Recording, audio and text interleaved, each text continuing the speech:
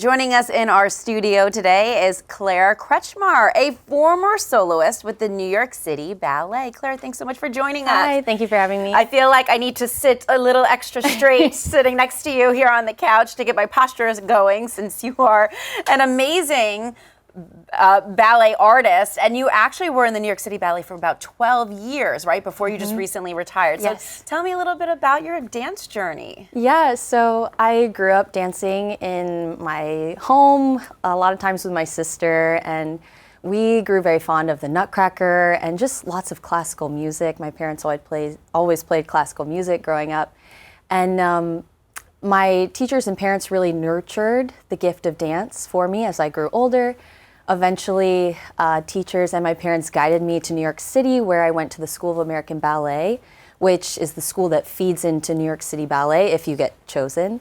And I joined. I was plucked by the then artistic director of New York City Ballet when I was 18 in the fall of 2010.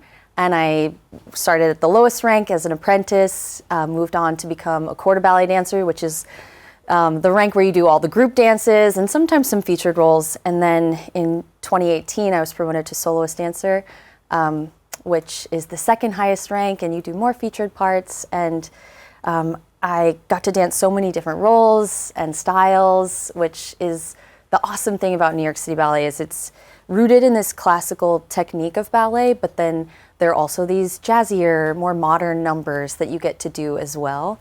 And it's been an exciting journey, and I've had some time now to reflect on that path as well and all the gifts that I've received from it. Yeah, and that's amazing because ballet is a lot of discipline. All dance, but I feel like I don't know much about dance. I'm not a professional dancer like you, but it's an amazing to hear your journey and where you got to, and you call yourself kind of a Catholic artist. I've read an article where you're talking about that. So tell me, what does that mean to you? Yeah, well, I try not to do too many labeling of who I am, but also to just on the inside really trust the gifts that the Lord has given me. And so that has been how I perceive what I'm doing. And I've grown up Catholic my whole life. I definitely had a strong reversion to the faith when I was in my, I would say mid-20s.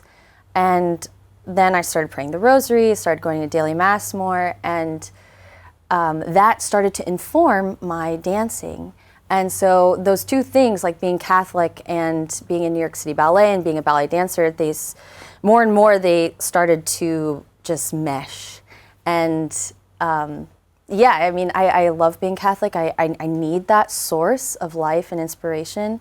And I think it's the right and just way to approach being an artist, to always give glory to God and to be thankful for the gifts and to utilize them. And to not be afraid to utilize them.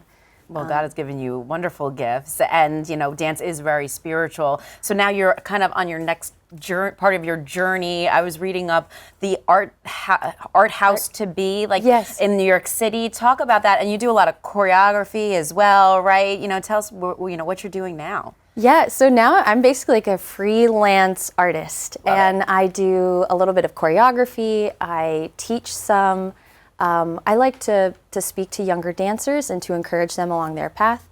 And then Art House 2B is something that my friend and I started, Erin McAtee, who's a visual artist. And we met at a Theology of the Body summer course called The Way of Beauty.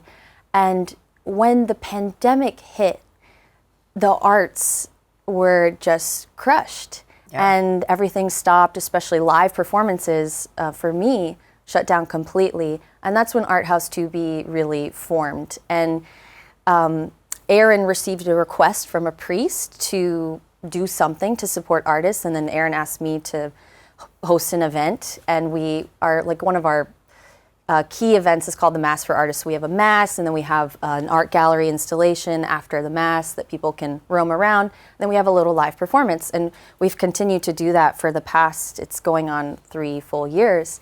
And we do all sorts of events, we host film festivals, we have plays performed, we have dancers dance, and musicians. We have just a multitude of artists especially Catholic artists, but like open to all artists who share this desire to create and like this earnest seeking of integrity in what they do. So we host all kinds of events and even just meals with people just to encourage them. And it's been a really fruitful endeavor so far. So I'm curious to see what the Lord has in store with that, and to keep sharing the gifts that I have and utilizing them in a new way with Art House 2B. I love that. And then so you also kind of do a podcast, you're doing this.